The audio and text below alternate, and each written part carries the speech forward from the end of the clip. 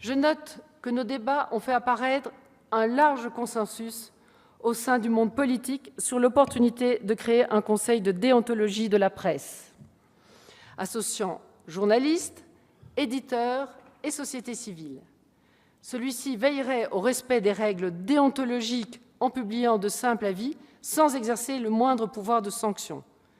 La position constante des gouvernements successifs est de considérer qu'il ne peut revenir au pouvoir public de rendre seul l'initiative d'une telle démarche, dont les chances de succès se trouvent en grande partie dans la liberté donnée aux professionnels et à la société civile.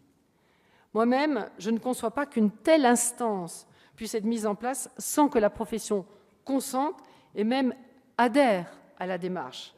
La dernière concertation sur le sujet remonte à 2014 avec le rapport Sirinelli. Elle avait montré une absence d'accord entre les représentants de la profession. Depuis, beaucoup de choses ont changé. J'avais annoncé en première lecture que je lancerais à l'automne des consultations au sujet d'un conseil de déontologie de la presse.